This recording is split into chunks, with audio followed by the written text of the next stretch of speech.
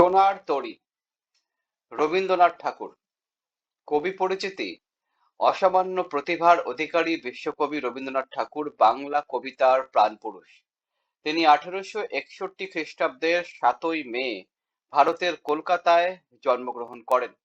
তার সাহিত্য সাধনার একটি বৃহৎকাল বাংলা সাহিত্যের রবীন্দ্র যুগ নামে পরিচিত।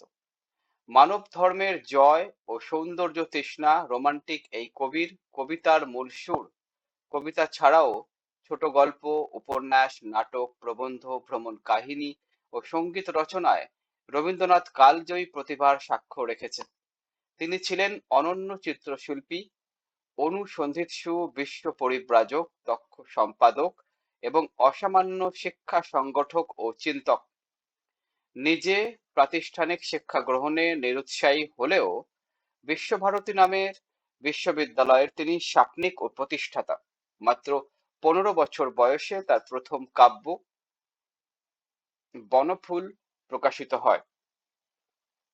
গীতাঞ্জলি এবং অন্যান্য কাব্যের কবিতার সমন্বয়ে স্ব-অনুদিত সং অফারিংস গ্রন্থের জন্য 1913 খ্রিস্টাব্দে প্রথম এশীয় হিসেবে তিনি নোবেল পুরস্কারে ভূষিত হন। বাংলা ছোট গল্পের তিনি পথিকৃৎ ও শ্রেষ্ঠ শিল্পী। মানসী, সোনার তরী, চিত্রা, খনিকা, পলাকা, পুনশ্চ, জন্মদিনে শেষ লেখা তার অন্যতম শ্রেষ্ঠ কাব্যগ্রন্থ। কাব্যনাট্য, বিসর্জন এবং চিত্রাঙ্গদা এবং কাহিনী কবিতার সংকলন কথা ও কাহিনী তার ভিন্ন স্বাদের রচনা। 1941 সালের 7ই আগস্ট তার জীবনাবসান ঘটে। গগনে গরজে মেঘ, ঘন বরষা, কূলে একা বসে আছি, নাহি ভরসা। রাশি রাশি ভাড়া ভাড়া ধান কাটা হলো সারা, ভরা নদী খুর ধারা, খর পরশা। কাটিতে কাটিতে ধান এলো বরষা, একখানি ছোট ক্ষেত, আমি একেলা, চারিদিকে বাঁকা জল করিছে খেলা। পরপারে দেখি আঁকা, তরু ছায়া মসি মাখা, গ্রামখানি মেঘে ঢাকা, প্রভাত বেলা। এপারেতে ছোট ক্ষেত, আমি একেলা, গান গেয়ে তরি বেয়ে কে আসে পারে, দেখে যেন মনে হয় চিনি উহারে। ভরা পালে চলে যায়, কোনো দিকে নাহি চায়, ঢেউগুলি নিরুপায় ভাঙে দুধারে। দেখে যেন মনে হয় চিনি উহারে। ওগো তুমি কোথা যাও কোন বিদেশে, বারেক ভিড়াও তরি কূলেতে এসে। যেও যেথা যেতে চাও, যারে খুশি তারে দাও, শুধু তুমি নিয়ে যাও ক্ষণিক হেসে। আমার সোনার ধান কূলেতে এসে, যত চাও তত লও, তরুণী পরে, আর আছে আর নাই দিয়েছি ভরে। এতকাল নদী কূলে যাহা লয়েছিনু ভুলে, সকলই দিলাম তুলে থরে বিথরে। এখন আমারে লহ করুণা করে, ঠাই নাই ছোট সে তরী, আমারই সোনার ধানে গিয়েছে ভরি। শ্রাবণ গগন ঘিরে, গণ মেঘ ঘুরে ফিরে, শূন্য নদীর তীরে রহিনু পড়ি। যাহা ছিল নিয়ে গেল সোনার তরী।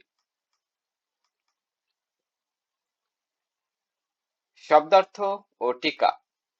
গরজে গর্জন করে, ভাড়া ভাড়া, ভাড়া অর্থ ধান রাখার পাত্র। এরকম পাত্রের সমষ্টি বোঝাতে এখানে ব্যবহৃত হয়েছে। খুর ধারা, খুরের মতো ধারালো যে প্রবাহ বা স্রোত। খড় পরশা, ধারালো বর্ষা, এখানে ধারালো বর্ষার মতো। আমি সাধারণ অর্থে কৃষক, প্রতীকী অর্থে শিল্প স্রষ্টা কবি। আমি একেলা, কৃষক কিংবা শিল্প স্রষ্টা কবির নিঃসঙ্গ অবস্থা। চারিদিকে বাঁকা জল করিছে খেলা, ধানক্ষেতটি ছোট দ্বীপের আঙ্গিকে চিত্রিত। তার পাশে ঘূর্ণায়মান স্রোতের উদ্দামতা, নদীর বাঁকা জলস্রোতে বেষ্টিত ছোট ক্ষেতটুকুর আশু বেলীয়মান হওয়ার ইঙ্গিত রয়েছে এই অংশে। বাঁকা জল এখানে অনন্ত কালস্রোতের প্রতীক। তরু ছায়া মুশি মাখা, ওপারের মেঘে ঢাকা গ্রামটি যেন গাছের ছায়ার কালো রঙে মাখানো। গান গেয়ে তরি বেয়ে কে আসে পারে, খুঁড়ের মতো ধারালো জলস্রোতে গান গাইতে গাইতে যে মাঝি পাড়ের দিকে এগিয়ে আসছে, রবীন্দ্র ভাবনায় সে নির্মোহ মহাকালের প্রতীক। কোনো দিকে নাহি চায় মহাকালের প্রতীক এই মাঝি নিরাসক্ত বলেই তার সুনির্দিষ্ট দৃষ্টিপাত নেই। দেখে যেন মনে হয় চিনি উহারে। এই আগন্তুক মাঝি কৃষক বা শিল্প স্রষ্টা কবির হয়তো চেনা, কেননা চেনা মনে হলেও কৃষক বা শিল্প স্রষ্টা কবির সংশয় থেকেই যায়। ওগো তুমি কোথা যাও কোন বিদেশে, নির্বিকার মাঝির দৃষ্টি আকর্ষণের জন্য কৃষক বা কবির চেষ্টা। বিদেশ এখানে চিরায়ত শিল্প লোকের প্রতীক হিসেবে ব্যবহৃত হয়েছে। বারেক ভিড়াও তরি কুলেতে এসে, চিরায়ত শিল্পলোকে ঠাঁই পাওয়ার জন্যই কৃষকরূপী কবির ব্যাকুল অনুনয় এখানে প্রকাশিত। আমার সোনার ধান কৃষকের শ্রেষ্ঠ ফসল, ব্যঞ্জনার্থে শিল্প স্রষ্টা কবির সৃষ্টি সম্ভার। আর আছে আর নাই দিয়েছি ভরে, ছোট জমিতে উৎপন্ন ফসলের সবটাই অর্থাৎ কবির সমগ্র সৃষ্টি তুলে দেওয়া হয়েছে মহাকালের স্রোতে ভেসে আসা সোনার তরী রূপী চিরায়ত শিল্পলোকে। থরে বিথরে, স্তরে স্তরে সুবিন্যস্ত রূপে।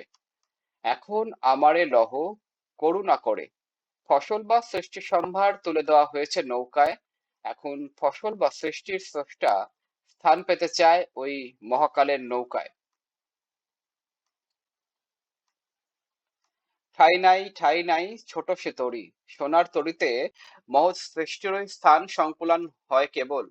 ব্যক্তিসত্তা ও তার শারীরিক অস্তিত্বকে নিশ্চিতভাবে হতে হয় মহাকালের নিষ্ঠুর কালগ্রাসের শিকার।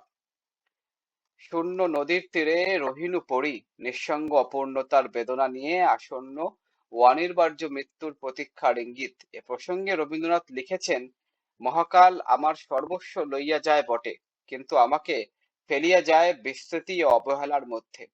সোনার তরীর ন্যায় আমার সোনার ধান লইয়া যায় খেয়া পারে, কিন্তু আমাকে লয় না।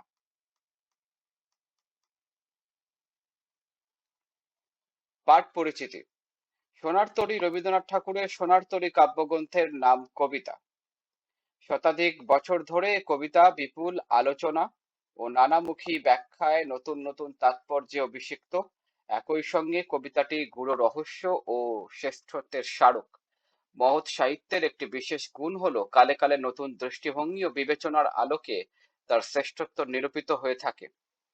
বাংলা কবিতার ইতিহাসে সোনার তরী তেমনই আশ্চর্য সুন্দর এক চিরায়ত আবেদনবাহী কবিতা।